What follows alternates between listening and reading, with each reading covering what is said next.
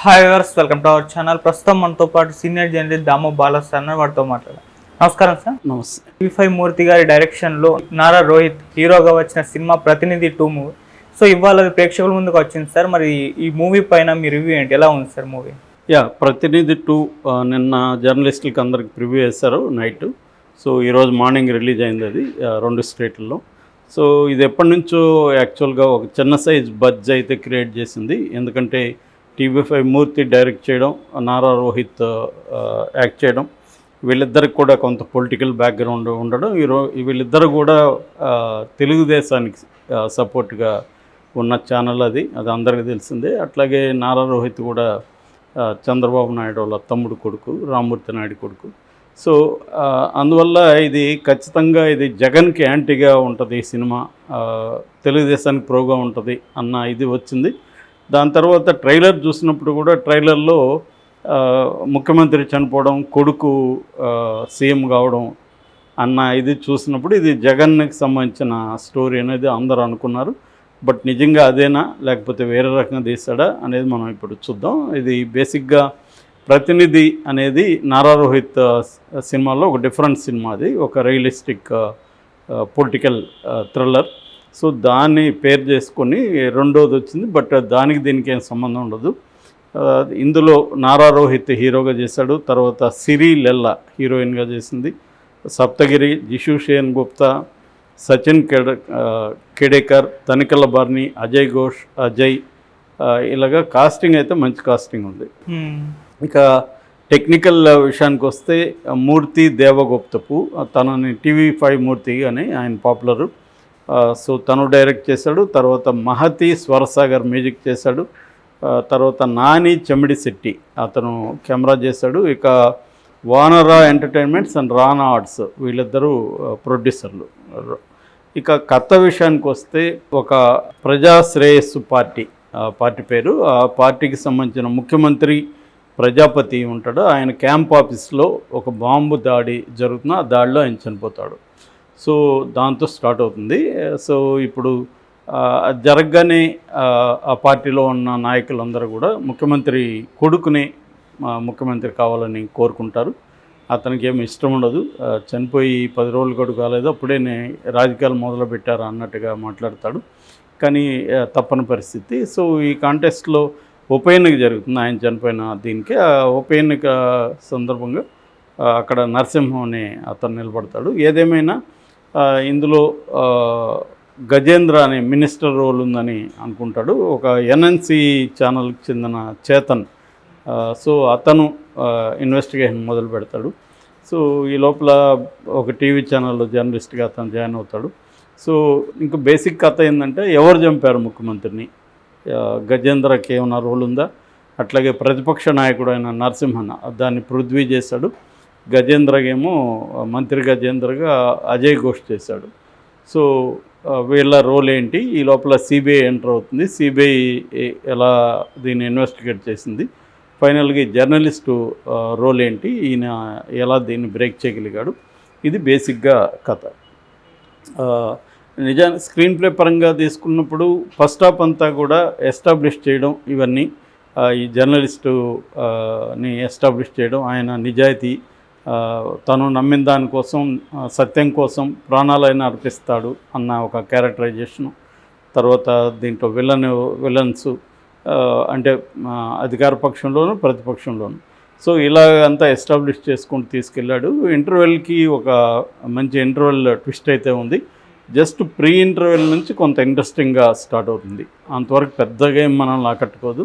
తర్వాత నుంచి CBI investigative అంటే ఇంటర్వెల్ వరకేమో ఒక రియలిస్టిక్గా సంఘటనల కూర్పులాగా వెళ్తూ ఉంటుంది. అక్కడి నుంచేమో అది ఒక పొలిటికల్ ఇన్వెస్టిగేటివ్ థ్రిల్లర్ లాగా మారిపోతుంది సెకండ్ హాఫ్. అంటే హూ కిల్డ్ సీఎం అన్న ప్యాటర్న్లోకి వెళ్ళిపోయి ఇన్వెస్టిగేషన్ స్టార్ట్ అవుతుంది. సో అయితే స్క్రీన్ ప్లే నిజానికి మనం కథ వింటున్నప్పుడు సెకండ్ హాఫ్ చాలా ఇంట్రెస్టింగ్గా ఉండబోతుంది అన్నట్టుగా అనిపిస్తుంది. కానీ సినిమాలో ఆ ఎఫెక్ట్ లేదు. సినిమాలో ఫస్ట్ హాఫ్ కంటే సెకండ్ హాఫే డల్గా అనిపించింది. అక్కడక్కడే తిరుగుతూ ఉంటుంది వాళ్ళ ఇన్వెస్టిగేషను. ఆ సిబిఐని కూడా ఎఫెక్టివ్గా చూపించలేదు. ఇది సిబిఐనా అనిపిస్తుంది. దానికంటే కూడా మన లోకల్ లా అండ్ ఆర్డర్ పోలీసులు ఇంకా బాగా చేయగలరు ఇవాళ. ఎందుకంటే టెక్నాలజీ డెవలప్ అయినాక ఇన్వెస్టిగేషన్ అనేది కొత్త మెథడ్స్లో ఉంటుంది. కానీ సిబిఐ ఏంది ఇంత డల్గా చేస్తుంది అనిపిస్తుంది.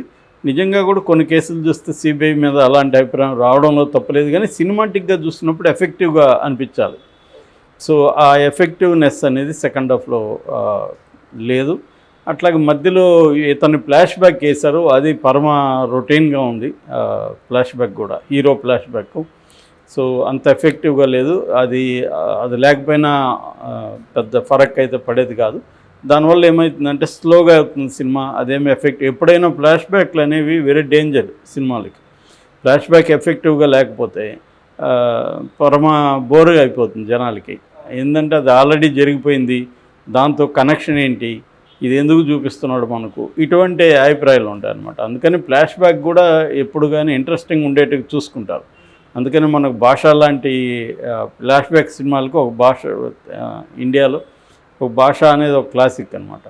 అది కూడా హాంకాంగ్ ఫిల్మ్ నుంచి, బెటర్ టుమారో నుంచి తీసుకున్నారు, అది వేరే విషయం. ఇదేమైనా ఎఫెక్టివ్గా రాగలిగింది. అప్పటి నుంచి ఎక్కువగా హీరోలకు ఫ్లాష్ బ్యాక్లు పెట్టడం పెరిగింది నిజానికి. సో ఇక్కడ కూడా ఫ్లాష్ బ్యాక్ దెబ్బ కొట్టినట్టుగానే చెప్పుకోవచ్చు. ఇక జర్నలిస్ట్ రోల్ కూడా ఓవరాల్గా బాగానే తీసుకెళ్ళాడు. సో స్క్రీన్ ప్లే ఇంట్రెస్టింగ్ అయితే ఫస్ట్ హాఫ్లో ఉంది, ఇంటర్వెల్ వరకు బాగుంది. సెకండ్ హాఫ్ నుంచి డల్ అయిపోయిందని చెప్పచ్చు. క్లైమాక్స్ కూడా పెద్దగా అంటే అందరూ ఊహించింది ఉంది తప్ప పెద్ద ట్విస్ట్ కానీ ఇంటర్వెల్ బ్యాంగ్ లాగా క్లైమాక్స్ కూడా ఉంటే ఇంకొంత బాగుండేది. సో ఇది బేసిక్గా. సో దీంట్లో డైరెక్టర్ చెప్పుకోవాల్సి అంటే ఆయన మూర్తి చాలా సీనియర్ జర్నలిస్టు, అనేక మంది డైరెక్టర్ని ఇంటర్వ్యూ చేస్తుంటారు. రామ్ గోపాల్ వర్మతో చాలా ఇంటర్వ్యూ చేశాడు. సో ఆయనకి అంటే ఆయన డైరెక్టర్గా ఫస్ట్ టైం కానీ ఒక ఎక్స్పీరియన్స్డ్ డైరెక్టర్ డీల్ చేస్తున్నట్టు డీల్ చేయగలిగాడు. సో స్క్రిప్ట్లోనే ప్రాబ్లం ఉంది, కానీ డైరెక్షన్లో బాగానే ఉంది. అయితే సెకండ్ హాఫ్ కొద్దిగా ఎడిట్ చేయాల్సి ఉంది, షార్ప్గా లేదు.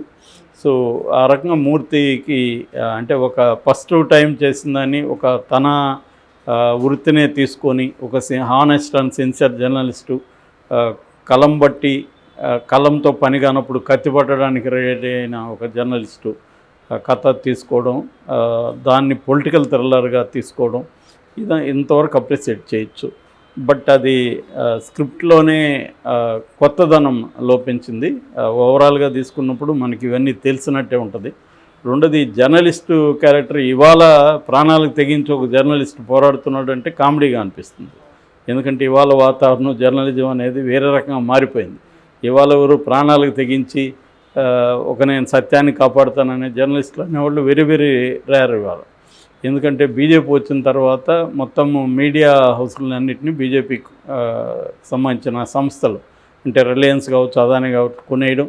ఇక్కడ కూడా పార్టీలో ఇప్పుడు అదే మూర్తి ఏ ఛానల్లో పనిచేస్తున్నాడు, క్లియర్గా తెలుగుదేశానికి సపోర్ట్ చేసి ఛానల్లో పనిచేస్తున్నాడు. ఇంకా ఆయన ఎన్ని కథలు చెప్పినా ఫైనల్గా జరిగేది అదే. సో అలాగా మీడియా విడిపోయింది, పార్టీలుగా ఇప్పుడు విడిపోయింది. మేజర్ మీడియా అంతా ఇండియాలో తీసుకుంటే మోడీ కంట్రోల్లో ఉంది. సో ఇక్కడ రీజనల్గా కొన్నేమో మనం ఆంధ్రప్రదేశ్లో చెప్పాలంటే కొన్ని తెలుగుదేశం మీడియా, కొన్ని వైసీపీ మీడియాగా మారిపోయింది. ఇక్కడ అంతే. సో ఇలాగ మీడియా అంతా మారిపోయినప్పుడు ఇప్పుడు ఒక జర్నలిస్టు ప్రాణాలు తెగించేస్తున్నాం అంటే రియలిస్టిక్గా అయితే అనిపించదు, కమర్షియల్గా ఓకే. సో ఆ ప్రాబ్లం కూడా దీంట్లో ఉంది. ఇక యాక్ట్రెస్ పరంగా తీసుకున్నప్పుడు నారా రోహిత్ బాగా చేశాడు. అతను ఇట్లాంటి వాటికి ఆల్రెడీ పేరు పొందాడు, సటిల్గా పర్ఫామ్ చేయడం అవన్నీ. అయితే కొద్దిగా లావు ఇంకా ఉన్నాడు మనిషి, అది ఇంకొంత లుక్స్ పరంగా యాక్షన్ సీక్వెన్సీల్లో కొంత ఇబ్బందిగా ఉంది. Otherwise okay. జర్నలిస్ట్ ఏం ఫిట్గా ఉండాలనే రూల్ లేదు, బట్ యాక్షన్ సీక్వెన్స్లో అవన్నీ అది కొంత ఇబ్బంది ఉంది. సో మిగతా నటినట్లంతా బాగానే చేశారు, వాళ్ళ పాత్రలకి కరెక్ట్గానే సూట్ అయ్యారు. అజయ్ ఘోష్ కావచ్చు, అజయ్ కావచ్చు, వీళ్ళందరూ సూట్ అయ్యారు. ఆ అమ్మాయిది పెద్దగా ఫస్ట్ హాఫ్లో ఏమి రోల్ లేదు, సిరీది సెకండ్ హాఫ్లో పర్లేదు. సో ఓవరాల్గా యాక్టర్స్ పెర్ఫార్మెన్స్ ఓకే. సో దీంట్లో బలాలు తీసుకుంటే కెమెరా వర్క్ ఒకటి బాగుంది, యాక్టర్స్గా పర్ఫెక్ట్గా సరిపోయారు. తర్వాత బ్యాక్గ్రౌండ్ స్కోర్ చాలా చోట్ల ఎలివేట్ చేసింది, కానీ కొన్ని చోట్ల వెరీ లౌడ్గా కూడా ఉంది, నాయిసీగా ఉంది. ఓవరాల్గా బ్యాక్గ్రౌండ్ స్కోర్ కూడా ఓకే. కెమెరా వర్క్ చాలా బాగుంది. అక్కడక్కడ ట్విస్ట్లు బాగున్నాయి, ఇంటర్వల్ ట్విస్ట్ కూడా చాలా బాగుంది. 2-3 సీక్వెన్స్ల పొగలో ఫైటు అట్లాంటివి బాగున్నాయి. మైనస్లు చెప్పాలంటే అనీవన్ స్క్రీన్ ప్లే, సెకండ్ హాఫ్లో ముందుకు కథలని ఒక ల్యాగ్ కైండ్ ఆఫ్ ఫీలింగ్ వస్తుంది. సో తర్వాత ఓవరాల్గా ఓల్డ్ ఫీల్ ఉన్న ఇది. సో ఓవరాల్గా నా రేటింగ్ 2.5 out of 5.